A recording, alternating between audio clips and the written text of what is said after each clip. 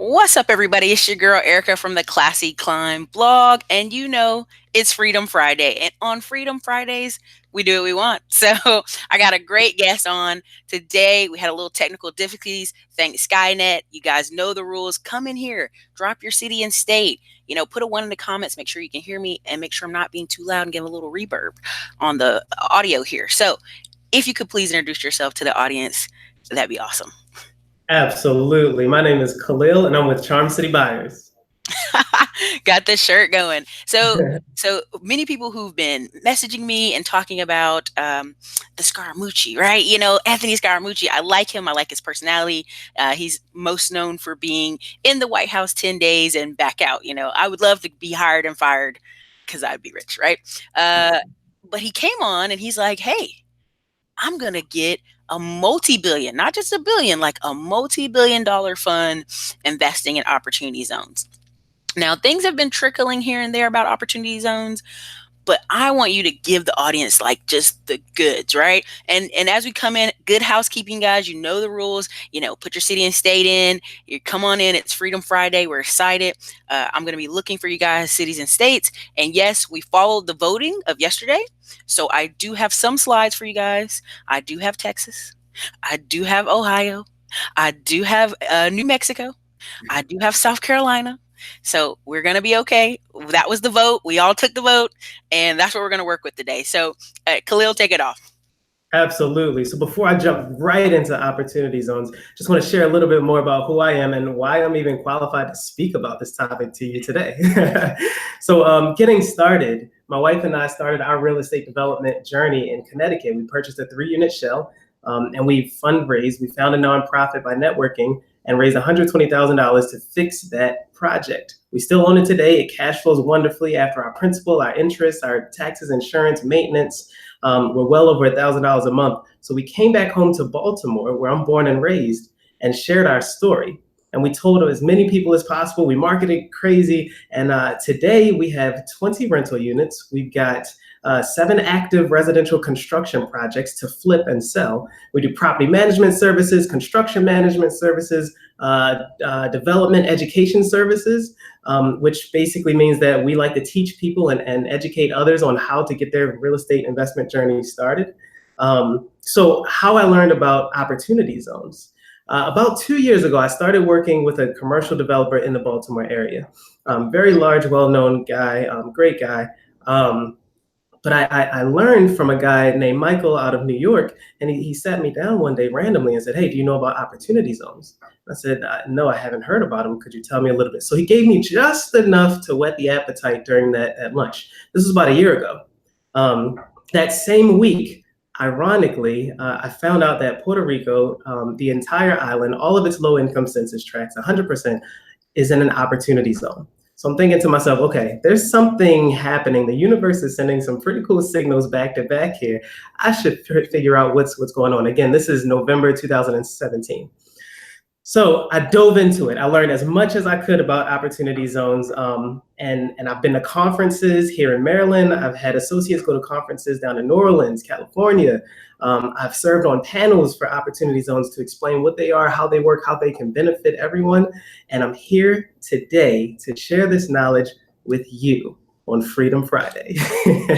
I love it. So I got some questions for those of you who have not checked out Charm City Buyers. Quick interview I did in Florida. Yes, these guys are part of the traveling team you've seen. So the quick interview we did with them, that was awesome. So again, you look 25 and you just told the audience you got like 20 rentals. Like, let's back that part up just 2 seconds before we hop into opportunity zones. Absolutely. So we got started young. My beautiful wife, Kiera, shout out to Kiera. We got started when she was 23, I was 24. So fresh out of college, a year or two out, what we did was we decided consciously, maybe a little subconsciously, that we were going to punt our 20s. Right? We weren't going to go to the bar every night. We weren't going to hang out on all the social media platforms and travel and all that kind of stuff. Instead, what we were going to do is stack our money and figure out what the next move is. How can we get that financial freedom, work on our credit, work on all those different types of things so that we can make ourselves go to our next level. So we took that nest egg, we put it in the property. And the rest is history. But we were 23 and 24 kids getting this super large loan and not knowing what LTV meant and all those types of terms. But we got it done. I love it. I love it. You know, so many people have views and opinions about Baltimore, and I just want to bring positive, amazing folks from that area here because they're everywhere, right? You know, you're keeping Absolutely. America great right now. So I'm Thank going you. to do a quick roll of some of the people we have in the audience today, and then we're going to go ahead and get started. Okay. All right. So thank you guys so much. You know how the rules. Thank you, Natasha out of Dallas, Tracy Ward. We've got Detroit, California, Chicago, Dallas in the building. Donnie Breeze. We got Columbus, Ohio, ATL, Houston, Harlem, more Houston, more Texas, more Wow. Phoenix, Arizona. Hello, Phoenix, Arizona. Tulsa, Oklahoma, Memphis. Andre Hatchett in the building. Thank you so much, Andre. You guys can hear us well? Great. Okay. This is gold. Thank you. More Harlem, more Philadelphia, more Philadelphia. Okay. We have somebody in LA trying to invest in Philadelphia, Mississippi. You guys are killing it. Charlotte, Baltimore, DC, Atlanta, DC, more DC, Baltimore. That's Charm City buyers, and Hey. Chicago and Cali. So thank you guys so much. This helps us figure out where you are and how we can make more videos that go towards your areas or even meetups in your areas. Thank you so much. Soulful Shade, Denver, Baltimore. All right, we're going to get rolling because we respect this man's time. And if you guys have any questions today to help the show, definitely drop a super chat, $2, $3, whatever, when you drop your questions, because that'll help us and also respect his time because he's going to be with us and be right back out. So thank you so much, Khalil, for your time. And thank you guys for putting those cities in there. I see you, St. Louis. I see you, Fort Lauderdale. We got to jump into the show. Go ahead. Absolutely. Thank you. So, the history of opportunity zones. What I want to do is start there, give a brief history about opportunity zones, explain what they are, how they work, and really how they can benefit you. The last piece of the puzzle is going to be how you can learn more, and basically you need to let us know. Okay, so the history of opportunity zones. It really started as a conversation during the Obama administration. There were conversations about empowerment zones, opportunity zones, trying to leverage the untapped capital that has not been put to work yet. So what happens is during a growth economy, the wealthy decide they're going to invest their money into property and into stocks, primarily stocks, bonds, mutual funds, all those types of things. And what happens is they look at the interest rates and they say, I don't feel like paying 15 to 35% interest if I sell and I reclaim that money. So I'm just going to let it grow and grow and grow because I don't need it to live. I've got enough money to live on my own. I'm just going to let this stuff stack. And the federal government said, well, we want to create jobs. We want to turn neighborhoods around. We want to build things. We want to do all these different types of things, but there's so much untapped capital that we can't access. $6.1 trillion of untapped money in the stock markets and real estate, et cetera. Now it's on paper, but they haven't realized it yet. That's very crucial and important to how opportunity zones function and work.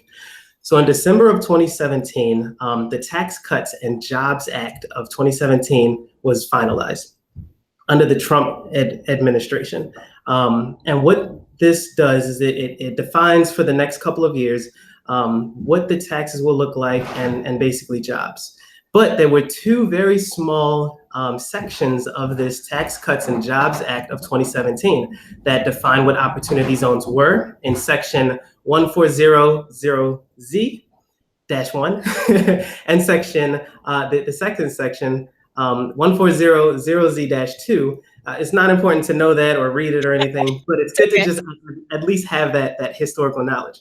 So the first one defined what opportunity zones were, and the second one defined the mechanisms by which opportunity zones could be funded. Okay, very simple. They're not very long, but they're crucially important. I mean, when somebody like Anthony decides to create a $3 billion fund and PNC decides to create a $486 million fund, your ears perk up and you got to start to pay attention to what's going on around you. So anyway, in that information, it also mandated that each governor of every state determine 25% of its low-income census tracts and turn those into opportunity zones. Designate those as an opportunity zone. So not 100%, unfortunately, but at least 25% of the low-income census tracts in every state could be designated as opportunity zones. They had until March of 2018 to make that designation. There was a 30-day extension until April. By May of 2018, every governor had determined what its opportunity zones would be. Right, so great news. Everybody's excited. Oh, we know where the opportunity zones are now. Now what do we do? Shout out to the people in the audience. New Mexico, you guys have 63 opportunity zones. South Carolina, 135 opportunity zones. Maryland, big shout out to Maryland. We're in Baltimore right now, 149 opportunity zones. And I have to say that Baltimore City has 47 of those opportunity zones. A third of the opportunity zones are right here in Baltimore City. North Carolina, 252 opportunity zones. Ohio, 320 opportunity zones. Texas, everything's bigger in Texas. 628 opportunity zones. Pretty cool.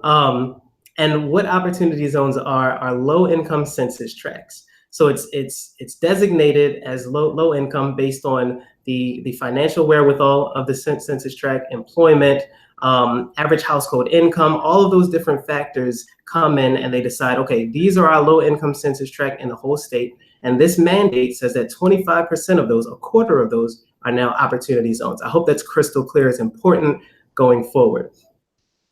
So from there, the summer of 2018 happened, and there were all kind of conferences and information happening, and various different maps were coming out, some false, some not false, some interactive, some not interactive.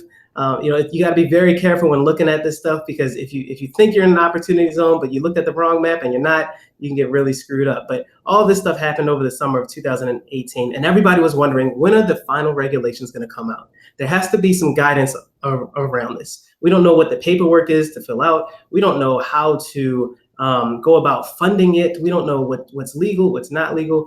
But in October of 2018, October 19th was the Friday, the tax regulations came out. Now, these are not exhaustive tax regulations, but they at least provide a good amount of clarity. For example, there's a 90% clause that says that 90% of an opportunity fund has to be invested in opportunity zone property or business, okay, in order to meet the threshold. So 10% of that money doesn't have to, but that's neither here nor there.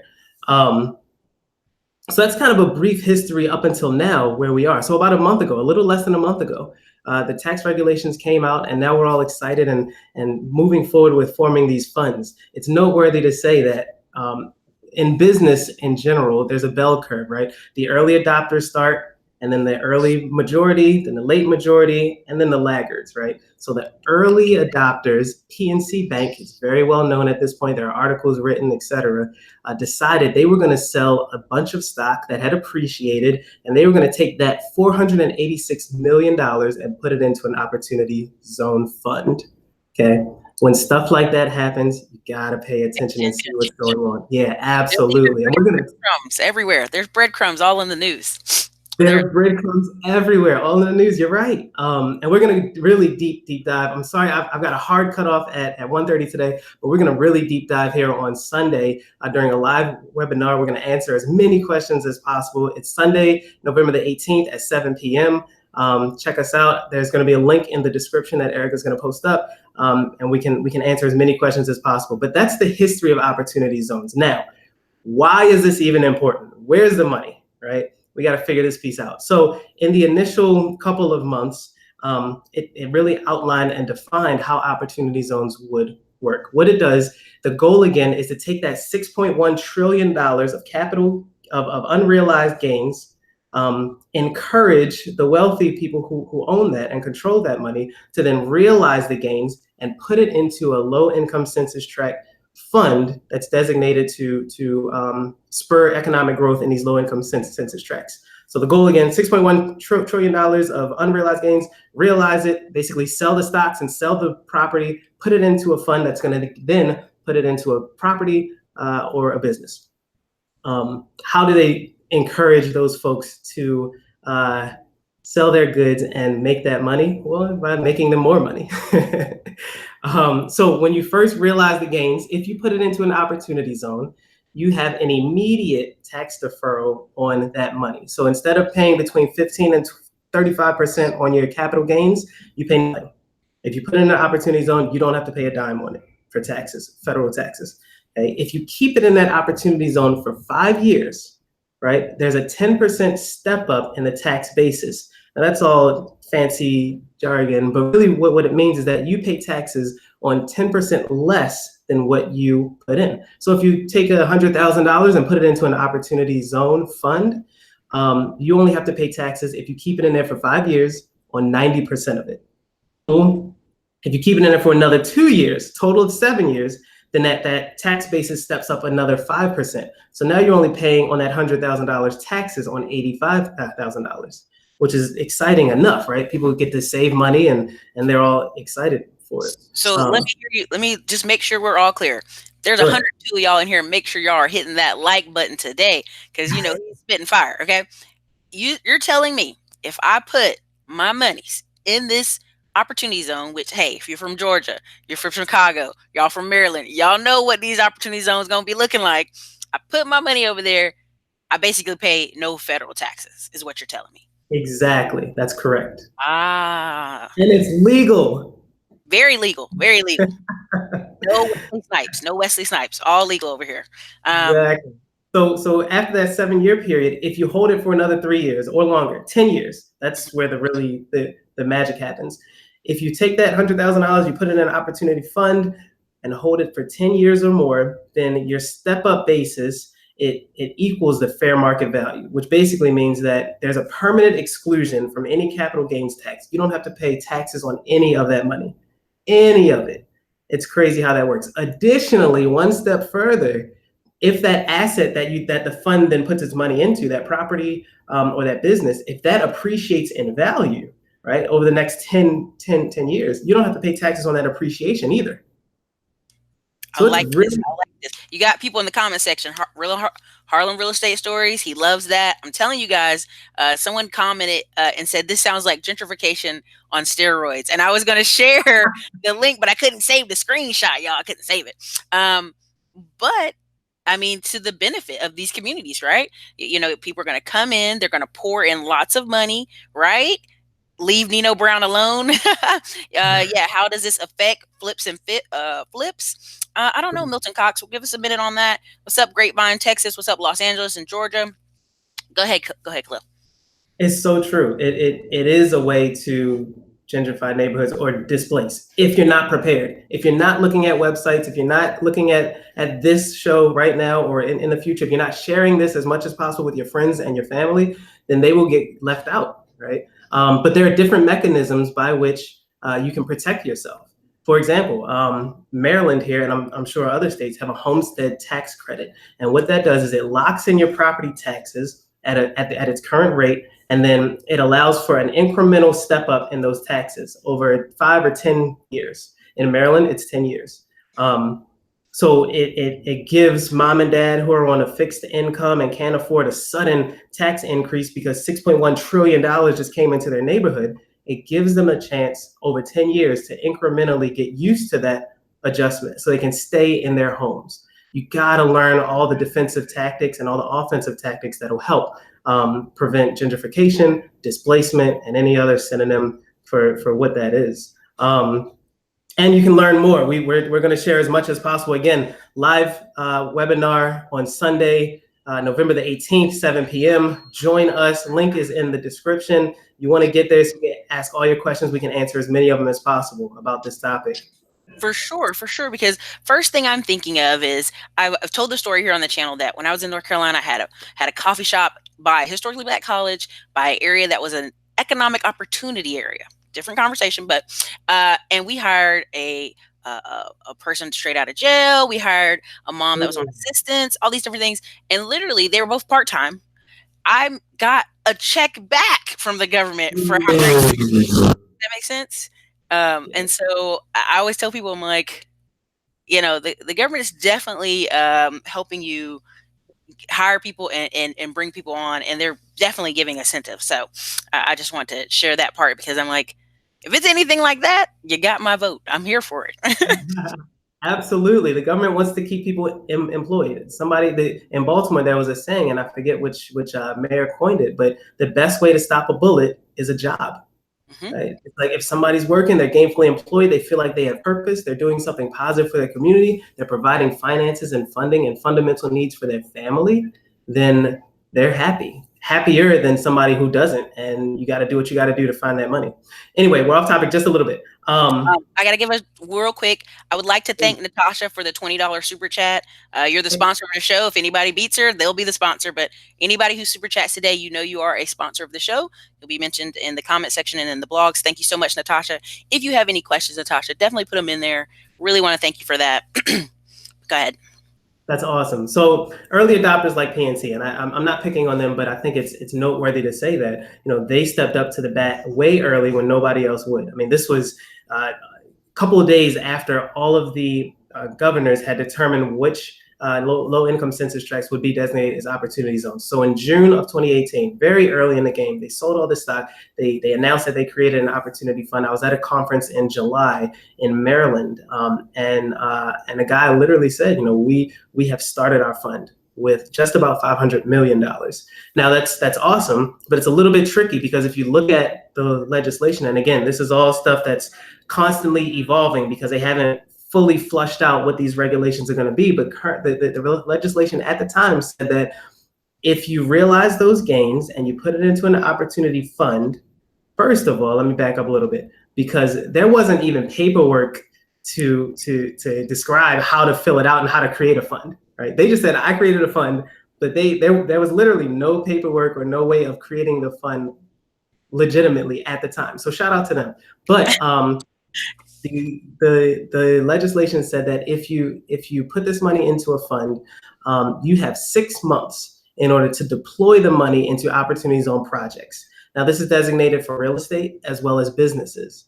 Okay, so they had 6 months to find a way to put $486 million into these low-income census tracts in order to realize the benefits, the tax benefits of the opportunity zone program.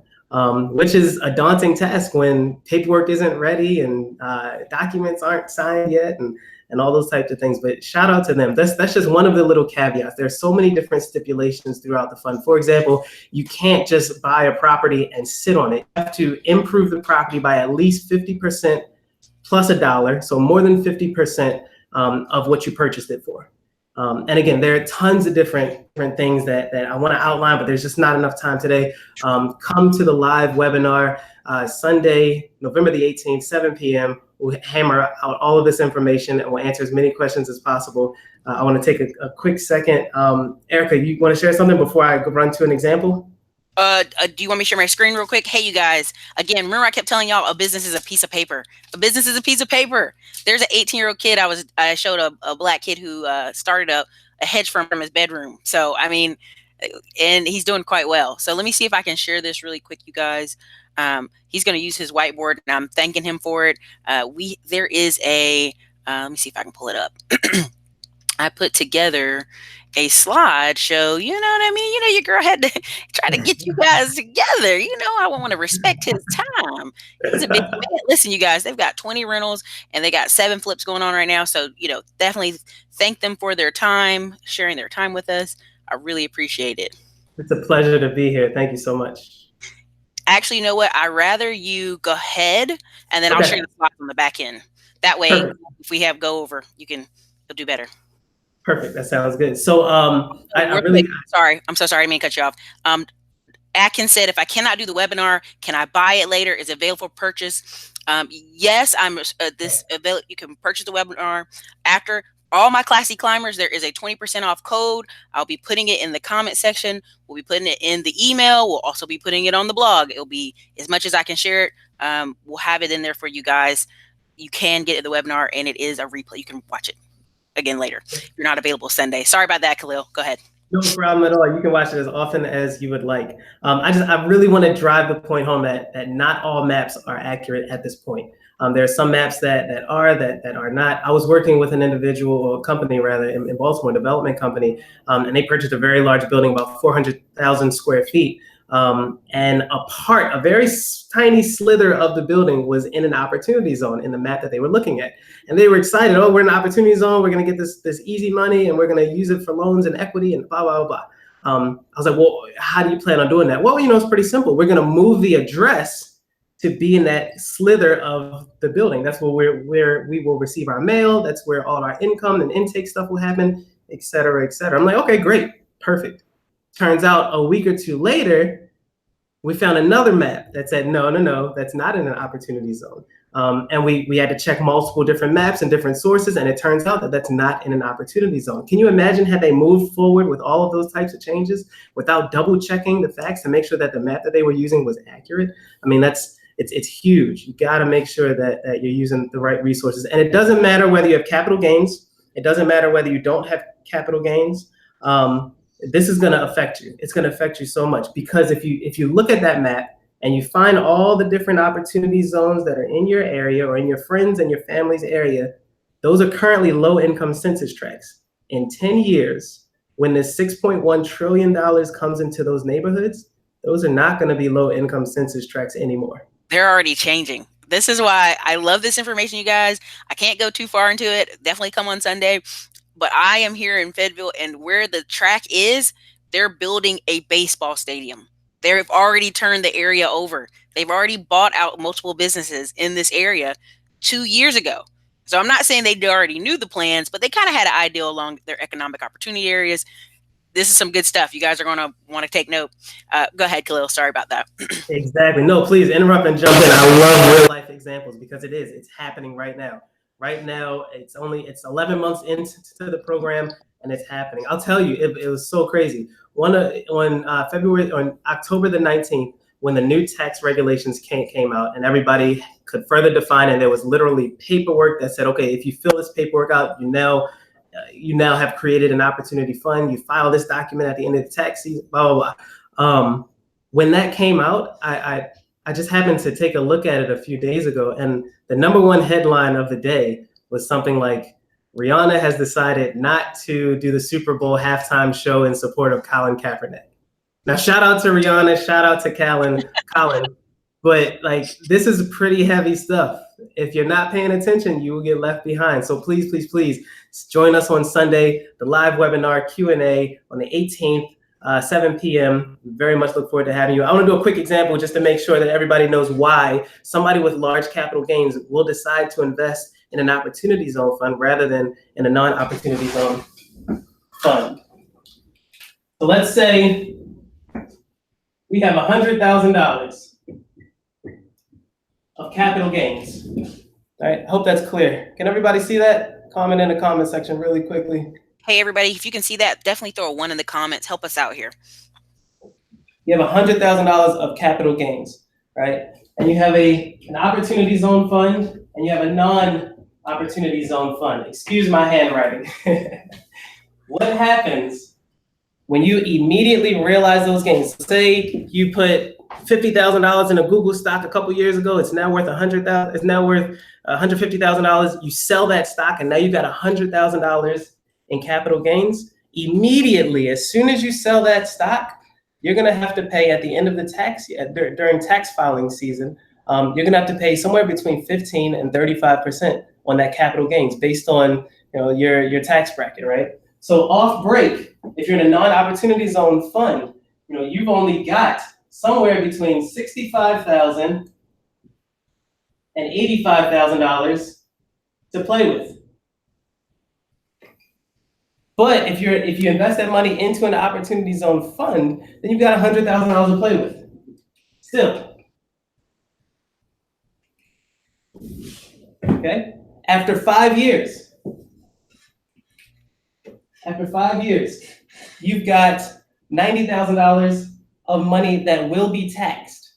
The other money will not be taxed, right? If you hold it for 7 years, $85,000 will be taxed. If you keep it in the fund for 10 years or longer, if you can still see this, yes, then you still have that $100,000 that will not be taxed. Additionally, if that fund invests in property or business that appreciates in value, if it goes from $100,000 and they invest in a technology company that ends up kicking off and getting all kind of government contracts, and they're focused in a low-income census tract, and they're now worth $1 million, there is no tax being assessed, being burdened on that $1 million assessment should you decide to sell after 10 years. On the flip side, at the high end, you've only got $85,000 to invest. So that appreciation to $1 million on this side is only going to be at $850,000. You've lost $150,000 over 10 years. So when you look at a map and you start a business or you decide to invest in a real estate property, you're going to want to look at an opportunity zone area because that's where the money is going to go. The first question over the next couple of years, the first question that lenders are going to ask are you in an opportunity zone? And if you say no, then they're going to say, oh, okay, well, we can still help you, right? With that tone, we can still help you. It's okay. For sure. I mean, I love that. I love that. And don't be afraid, you guys. It's not just stocks and big money in here. It's actually gonna be individuals, people who buy property, who buy land, who buy anything you can think of in the hood, and have a long term plan. And a lot of times people have short term. I want to get in and out. I want to flip. I want to be done with this property. And that's what I'm telling people. The whole Jay-Z song about Dumbo. It's like if you'd have bought something years ago and just held it, that's really, I think, sorry if I'm doing it too loud, but that's really where the win is. The holding of properties, the holding of something that people talk about all the time is like the commercial the commercial on the bottom, residential on top. Building those shops and corners in your neighborhoods or in neighborhoods that need it. These are vital things, and if you hold on, you're going to reap the rewards and the benefits. So I love it. What out of this process of all this learning, what surprised you the most? Man, what surprised me the most was how fast it's all happening. I mean, it's only been 11 months since it even came out, right? But there's already been so many conferences. I had an associate who came down to a conference down in New Orleans, and she shared that like 1,000 people were there. Now she's been to the New Market Tax Credit conferences. She's been to various other federal tax incentive program conferences, and she's like, this is the highest number of people that she's seen. In fact, her first year out of college when she started working was when New Market started in early 2000. And she said the feel of it right now, the articles, the energy around opportunity zones is very similar. People get it, people understand it, and it's happening super fast. When somebody says, when a regulation changes, and 11 months later, somebody announces they're going to create a $3 billion fund around that legislation, there's a lot of back office stuff, a lot of phone calls, a lot of things that have happened. He's not saying he's going to raise a $3 billion fund. He's basically saying, I've raised $2.5 billion already. I'm finally letting people know that all I need is $500 million to hit my mark. It's basic fundraising tactics. You don't announce until you're way long. Listen, people ask me about funds all the time. I'm like, I can't tell you about it. It's secret right now. It's a secret operation. By the time you join, I've already got 30 people in there. Exactly. I love it. Well, Anthony Scaramucci is a big person. I think we know him from Donald Trump kind of thing, but he's actually has a very wealthy business. He's a well-to-do guy. Like, this is not, if he's coming out and saying this, he's just the face of a lot of people who were like, you get out there out front, man. You get out front. Exactly. So there's going to be a few other updates.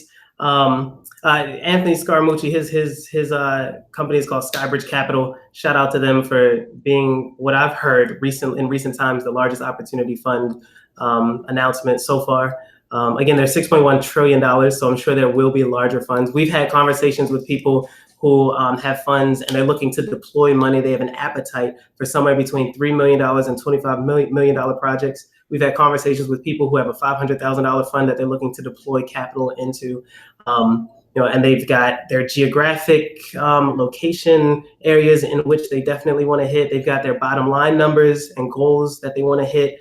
So if projects hit those, then great, we can continue the conversation, or we can point somebody in the right direction to continue the conversation. If people do not hit those, and that's fine. There are other funds that are going to continue popping up, but they range, right? You got this $3 billion fund at the high end, okay, great. But then you've got these kind of smaller funds that will continue to form because people understand that if I can defer my taxes and eventually not have to pay taxes, it's probably worth the 10-year holding period. So right now it's November 16th, 2018.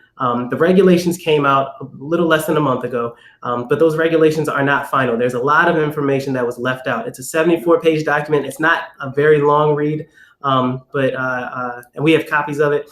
Come to the live webinar, November the 18th, 7 p.m. We can talk about it more there. But the important part about these regulations is that they're not finished. They're not finalized yet.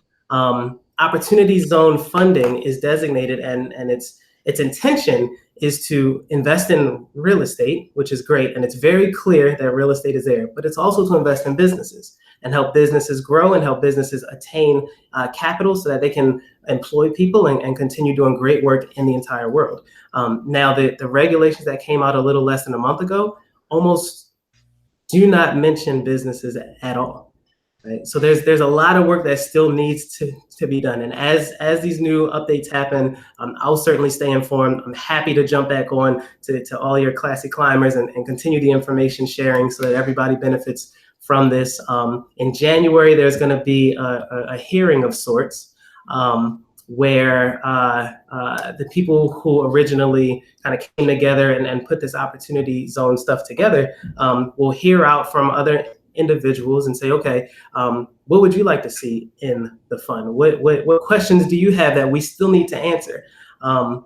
Where can we continue to expand? I can almost guarantee that the business side of it is going to be an area where a lot of people have questions and a lot of people are going to want additional information. I can almost guarantee that at that hearing, flip properties are going to be asked about, right? Can I form a fund, deploy the money to a property, fix it up, do whatever I need to do, sell it, put the money back into the fund, and then deploy it again, right? There are no guidelines or rules around this. Right now, it just says you put the money into a property, you hold it for 10 years, and then you get the tax benefits. Then you can sell it afterwards and everything else happens. But can you deploy, bring it back? What if I put it into a business, the business sells a product and they give me a kickback? Is that kickback then tax-free? Are the dividends tax-free? There are all kinds of different questions that still need to be answered. Can I invest in any business? Is it technology? Is it warehouse? I know, Erica, you've recently went to the most recent conference. Is it cannabis? Right? Can I invest in just about anything? Are there limitations? There's so many questions that still need to be answered about this opportunity zone stuff. And I'm learning it every single day. I'm digging deep. I'm networking. I'm talking to people. I want to continue the information sharing. Make sure you come out on the 18th, this Sunday, 7 p.m. to the live webinar. We're going to share more information. We're going to keep this conversation going. Yeah, and I see you guys have questions, but let me tell you something. We ain't got all day. Listen, homeboy he got to be on the road. He got the blazer on, y'all.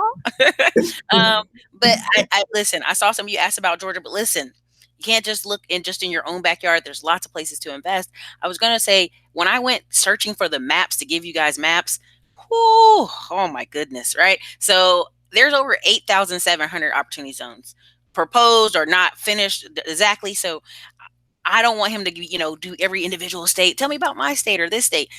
Definitely, this is a research-based project, but I'm thinking there's going to be some space and opportunity, Khalil, for specialists, people who are specialists in these to make money, to be consulting companies. That's what I like. Kind of when I was Googling, I was like, oh, wait, there's people who are specializing in this. Yep. And that kind of took me back like, oh, interesting. So absolutely. There are law firms. I was talking to a guy yesterday who's looking to raise an opportunity fund, a smaller opportunity fund up to $1 million.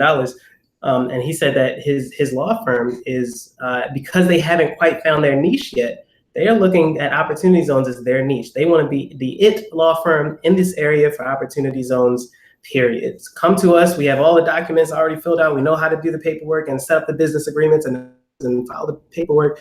Come to us, type of thing. And to your point, they're going to be consultants. Absolutely. People are going to pop out and say, hey, I'm an expert. I've read the 200-page, the 74-pager, all the different documents. I know how to do this. I've networked, I've talked, I go to the conferences, I have the updates, I can share those with you.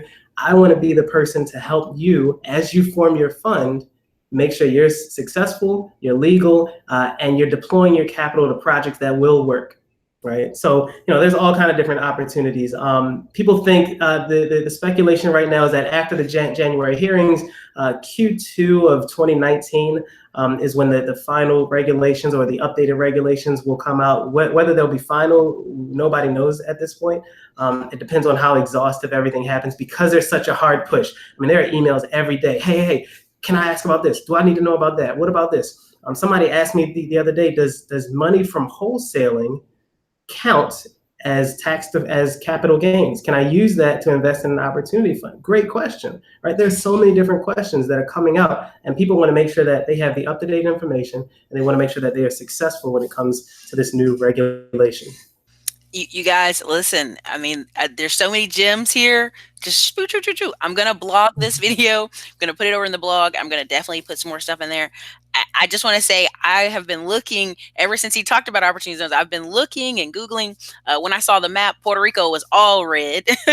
There's a lot of Yep. maps that are used red, and so it's like the color is kind of ridiculous. But I'll give you a slight example of this area where I'm from.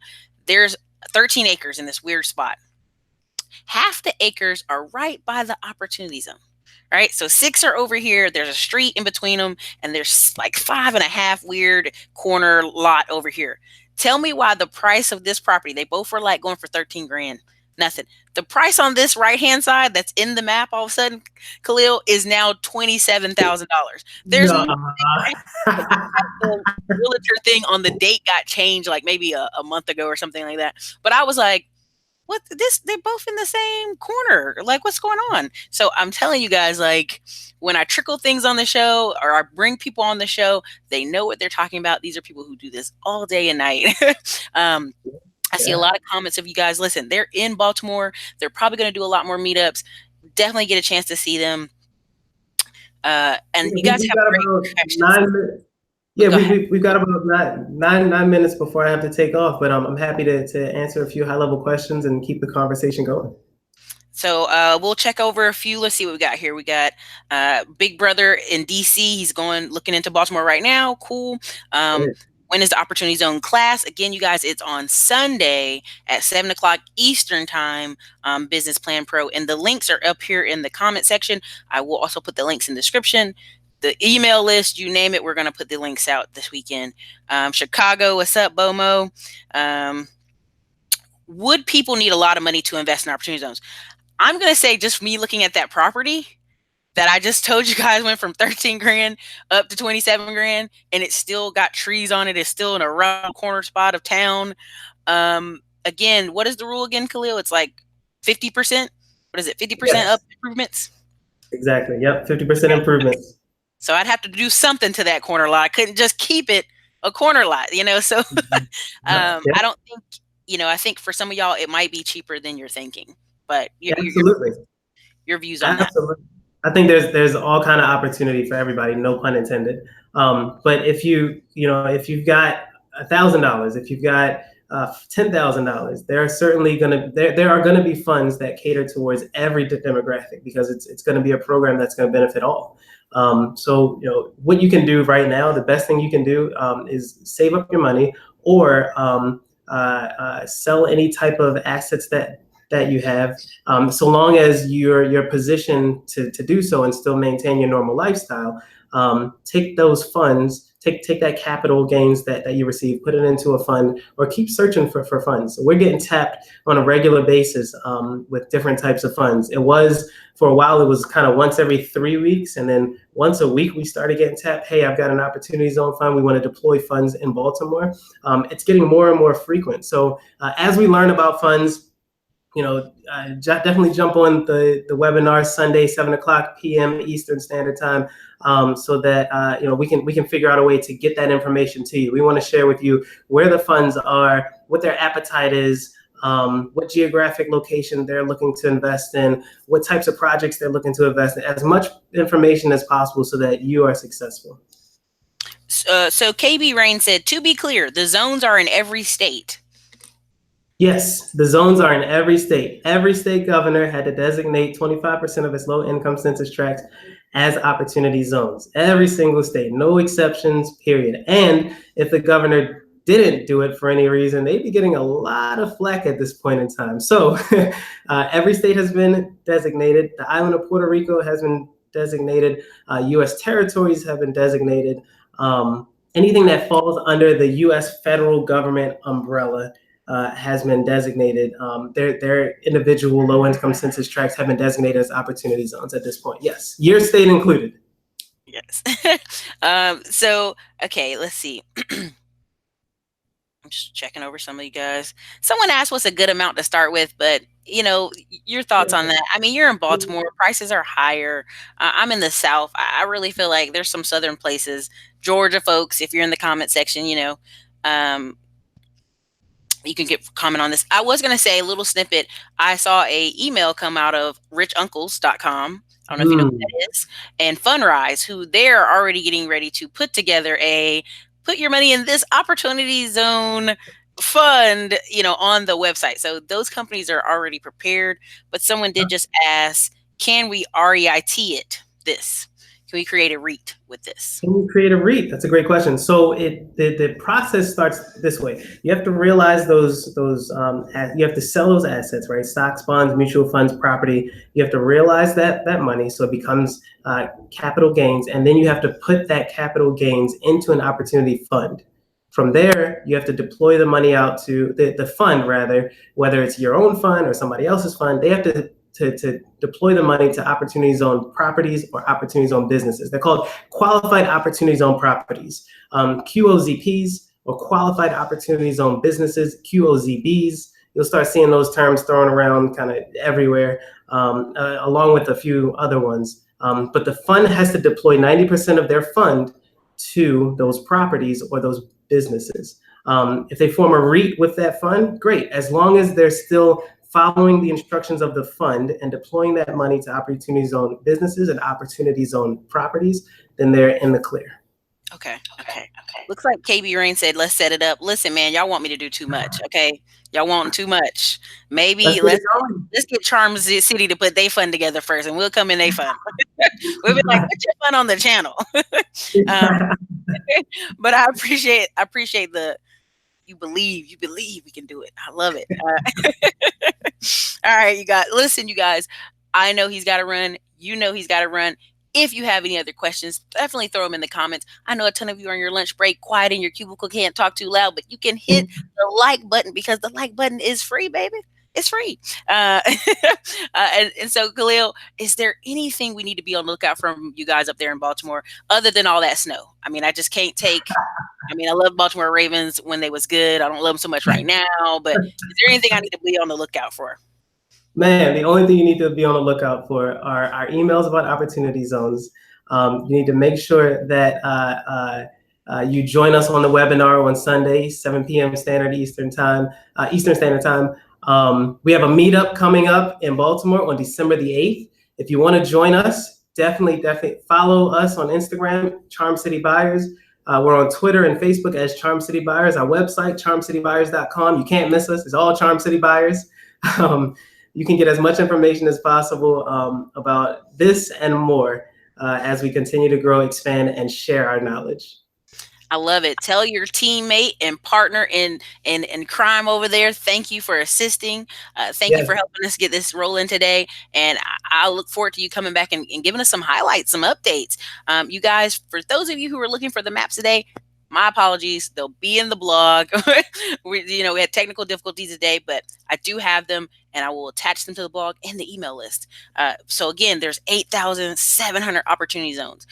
When I bring people on the channel, I mean, you can go back and look at my older videos 3 years ago, 4 years ago. You guys, when you hear the breadcrumbs, when you hear the news, you might want to get in there. You might want to definitely check in on what's happening because before you know it, gentrification, Tyler Perry, all these people buying up communities, whole communities. It's really important to check out this information in advance. So, Khalil, definitely, where can they find you? And definitely tell the audience goodbye, you guys. You can find us at charmcitybuyers.com or Charm City Buyers on every social media network, Instagram, Facebook, Twitter. Check us out. Thank you all for having me. I appreciate sharing the knowledge. I look forward to next time. Oh, also, I will put the maps in the Facebook group. Thank you, Lilon. I see your comment there. So, everybody, this is Erica from the Classy Climb blog. This is Freedom Friday. You know we do what we want on this show. And for those of you looking for the Black Friday specials, you'll see more of that on Saturday. As for now, we'll be putting this video into the blog and into the email list. For those of you in the Facebook group, you'll see all the maps there. The private Facebook group is always in the links below. All right, everybody. This is Erica from the Classy Climb blog. Later. Later, Khalil. Take it easy.